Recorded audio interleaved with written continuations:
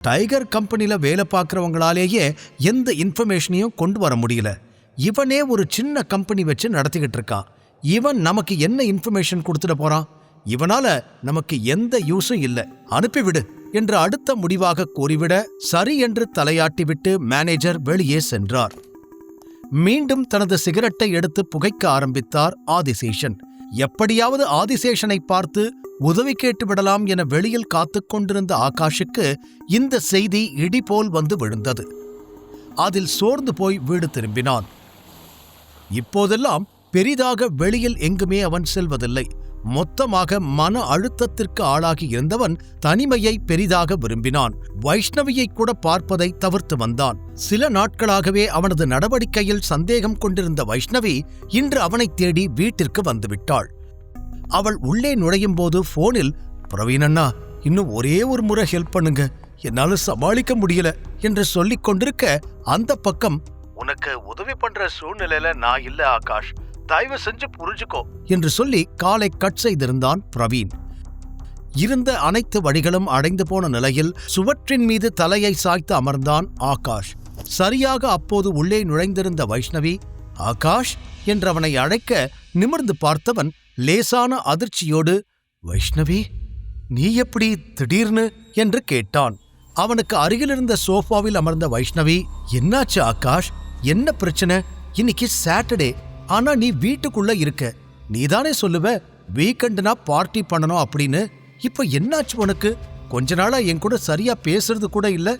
என்ன பிரச்சனைன்னு சொல்லு என்று அவள் கேள்வி மேல் கேள்வி கேட்க தலையை பிடித்துக்கொண்டு தானும் எழுந்து அமர்ந்தவன், அதெல்லாம் ஒண்ணும் இல்ல, வேலையில கொஞ்சம் சின்ன பிரச்சனை, சரி பண்ண ட்ரை பண்ணிக்கிட்டு இருக்கேன், சீக்கிரம் சரியாயிடும், அப்புறம் நானும் நார்மல் ஆயிடுவேன் என்று சமாளிக்கும் விதமாக கூறினான்.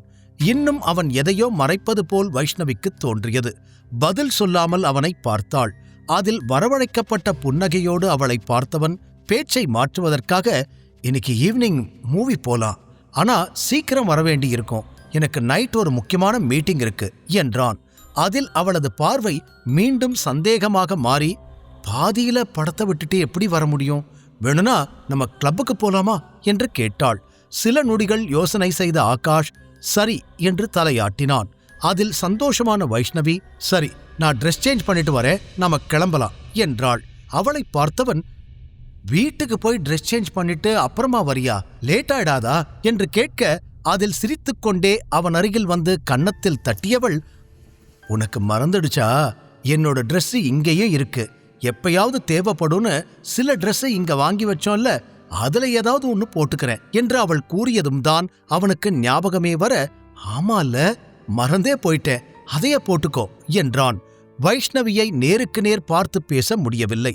அங்கும் இங்கும் அவன் பார்வையை உருட்டிக்கொண்டே இருக்க அவன் கன்னத்தை தன் பக்கமாக திருப்பிய வைஷ்ணவி, என்னாச்சு, என்ன பிரச்சனை, எவ்ரிதிங் ஓகே என்று மீண்டும் கேட்டாள். அதே போலிச் சிரிப்போடு அவளை பார்த்தவன், அதான் ஒன்னும் இல்லைன்னு சொல்றேன்ல, அப்புறம் என்ன, எல்லாம் ஓகேதான் என்று கூறினான். முதல் முறையாக உள்ளுக்குள் அனைத்து வலிகளையும் மறைத்துக்கொண்டு வெளியில் சிரிப்பது எவ்வளவு கடினமானது என இன்றுதான் உணர்ந்தான் ஆகாஷ். நள்ளிரவை தாண்டி இருக்க விக்ரமனின் ரெஸ்டாரண்டிலிருந்து சாப்பிட்டு முடித்துவிட்டு கிளம்பினான் சர்வா. அவன் வெளியே வந்த நேரம் அவன் முன்னால் ஒரு கருப்பு கார் வந்து நின்றது. காரை பார்த்ததும் அதில் இருப்பது யார் என்று புரிந்து கொண்ட சர்வா வேகமாகச் சென்று காரினுள் ஏறி அமர்ந்தான். அவன் உள்ளே வந்ததும், பாஸ், நீங்க ஓகேதானே என்று தயங்கிக் கொண்டே கேட்டான் விக்டர். சர்வா அதற்கு தலை மட்டும் அசைத்துவிட்டு, இப்ப எதுக்கு என்ன பார்க்க வந்த என்று கேட்டான். காரை அங்கிருந்து கிளப்பிய விக்டர் சிறிது தூரம் வந்து மெயின் ரோட்டில் ஒரு ஓரமாக நிறுத்தியவன் மீண்டும் சர்வாவிடம் திரும்பி, நான் நடந்ததுக்கு மன்னிப்பு கேட்கத்தான் வந்தேன், சத்தியமா உங்களை அடிக்கத்தான் கூப்பிட்டாங்கன்னு எனக்கு தெரியாது, அந்த தீரஜ் அவன் தங்கச்சி ஹஸ்பண்டை அடிக்கணும்னு மட்டும்தான் சொன்னான், நீங்க தான் அதுன்னு எனக்கு தெரியவே தெரியாது, மன்னிச்சிடுங்க பாஸ் என்று எங்கே சர்வா மீண்டும் தன்னை தவறாக நினைத்து விடுவானோ என்று பயத்தில் கூறினான் விக்டர். அதற்கும் சர்வா சரி என்று தலையை மட்டும் ஆட்டிவிட்டு, பரவாயில்ல விடு, வேற ஏதாவது சொல்லணுமா என்று கேட்டான். ஏற்கனவே சோர்வாக இருந்த சர்வாவிற்கு வெகுநேரம் அவனோடு பேசுவதில் விருப்பமில்லை. அது விக்டருக்கு புரிந்தாலும் ஏதோ ஒன்றை சர்வாவிடம் சொல்வதற்கு தவித்துக் கொண்டிருந்தவன், பாஸ், நான் உங்ககிட்ட ஒரே ஒரு விஷயம் மட்டும் கேட்கவா என்று கேட்டான். சர்வா என்னவென்பது போல் அவனை பார்க்க, நீங்க நிஜமாவே அந்த வேதிகாவோட ஹஸ்பண்டா என்று கேட்டான். அதற்கு நிமிர்ந்து பார்த்த சர்வா, என்ன பிரச்சனை உனக்கு? தெளிவா பேசு, எதுக்கு என்னமோ கேட்டுக்கிட்டு இருக்க என்றான். அதற்கு தலையாட்டி விட்டு மீண்டும் தயக்கத்துடனே, நான் உங்களுக்கு அறிவுரை சொல்ற அளவுக்கு பெரிய ஆள் கிடையாது, ஆனாலும் இதை என்னால சொல்லாம இருக்க முடியல. உங்களுக்கு அந்த தீரஜ் பத்தி முழுசா தெரியாதுன்னு நினைக்கிறேன். அவனை நம்பாதீங்க என்று மெதுவாகச் சொல்ல, நான் எங்கடா அவனை நம்புனேன் என்று எரிச்சல் அடைந்த சர்வா, என்ன சொல்லணுமோ அதை நேரடியா சொல்லு, எதுக்கு சுத்தி வளைச்சு என்னென்னமோ பேசிக்கிட்டு இருக்க என்று இப்போது கத்தி இருந்தான். அதில் பயந்து போன விக்டர், அது உங்களுக்கும் வேதிகாவுக்கும் கல்யாணம் ஆனதுக்கு காரணமே இந்த தீரஜ் தான் என்றதும் இப்போது சர்வா முகம் மாறியது. அதைக் கண்டு பயந்தாலும், அது ஒரு நாள் நீங்க ரோட்ல குடிச்சிட்டு விழுந்து கிடந்தீங்க, அங்கிருந்து உங்களை தூக்கிட்டு வந்து வேதிகா இருந்த ஹோட்டல் ரூம் பெட்ல படுக்க வச்சதே அவன்தான் என்று விக்டர் சொல்லி முடித்ததும் சர்வா மொத்தமாக அதிர்ந்து போனான். வாட் என்று கேட்டவனால் தன் காதுகளையே நம்ப முடியவில்லை. நீ சொல்றது உண்மையா என்று மீண்டும் கேட்டான். சத்தியமா நான் சொல்றதெல்லாம் உண்மை பாஸ், எனக்கு அவனை நல்லா தெரியும்.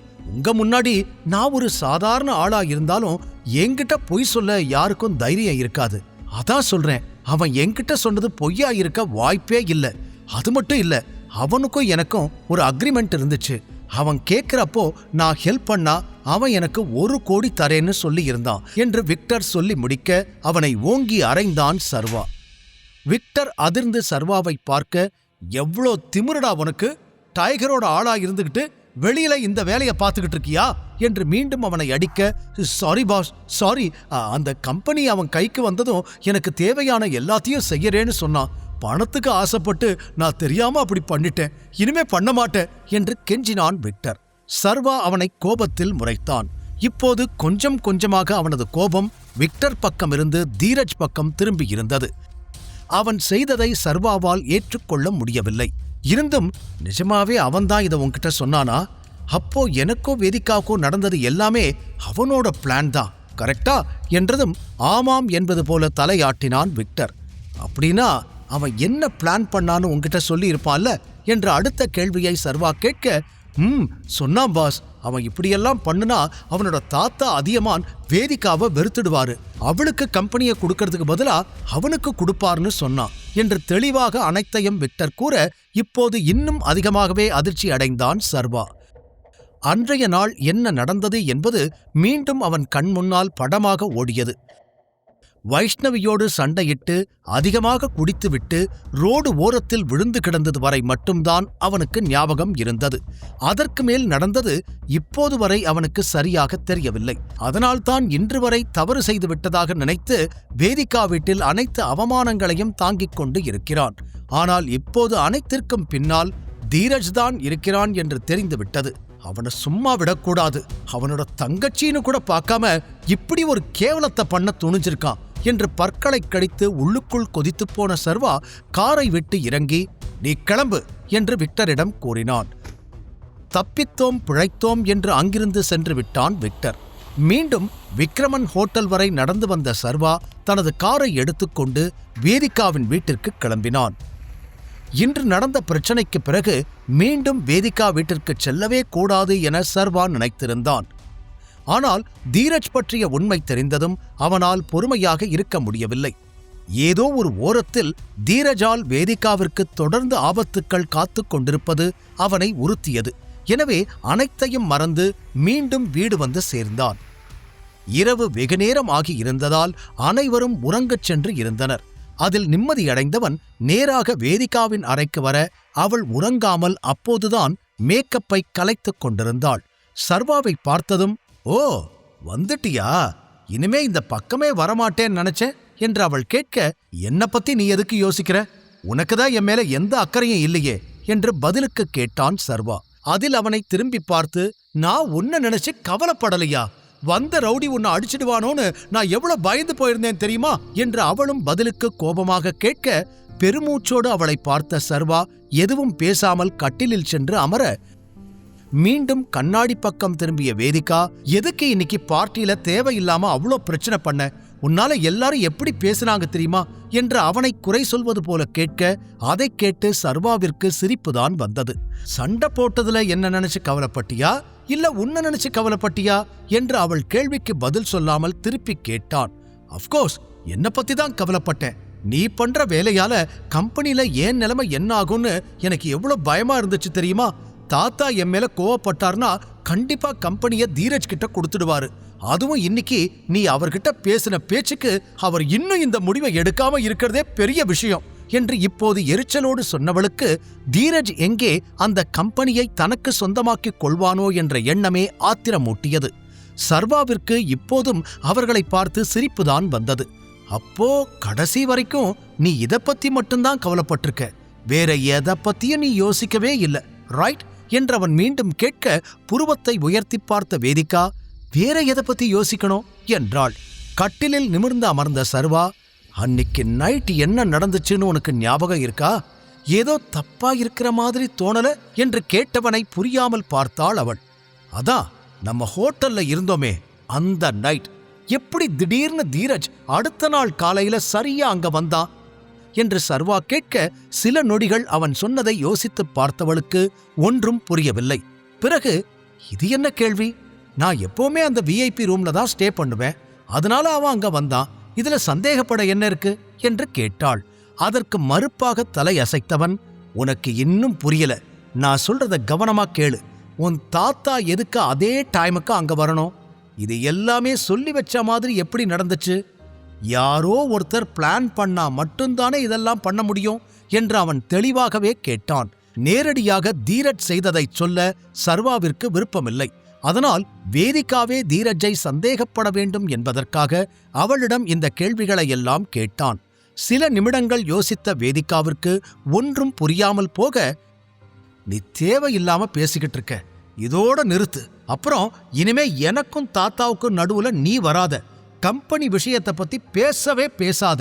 எதுவா இருந்தாலும் நானே பாத்துக்கிறேன் என்று கையெடுத்து கும்பிட்டு எரிச்சலோடு சொல்ல, ஓகே என்று சாதாரணமாக தோளை குலுக்கிக் கொண்ட சர்வா, ஆனா ஒரே ஒரு விஷயத்த மட்டும் சொல்லிக்கிறேன், எப்படியாவது உன்னோட பொசிஷனை தக்க வச்சுக்கணும்னு மட்டும்தான் நீ நினைக்கிற. மத்தபடி உனக்கு ஃபியூச்சரை பத்தி எந்த கவலையும் இல்லை. இன்னைக்கு சண்டை போட்டு எப்படியாவது கம்பெனியை நீ தக்க வச்சிருக்கலாம். ஆனா மறுபடியும் உன் தாத்தா திடீர்னு உன்னை வெளியே அனுப்ப மாட்டார்னு என்ன கேரண்டி? கொஞ்ச நாள் நீ கேட்டதுக்காக உன்கிட்ட இந்த கம்பெனியை கொடுத்துட்டு மறுபடியும் தீரஜ் கிட்ட கொடுத்துட்டா உன்னால என்ன பண்ண முடியும் என்று கேட்டுவிட்டு அவன் குளியல் அறைக்குள் சென்றுவிட, வேதிகா அவன் சொன்னதில் அதிர்ந்து அப்படியே நின்றாள். முழு கதையையும் கேட்டு மகிழ பாக்கெட் FM ஆப்பை டவுன்லோட் செய்யுங்கள். லிங்க் டிஸ்கிரிப்ஷனில் கொடுக்கப்பட்டுள்ளது.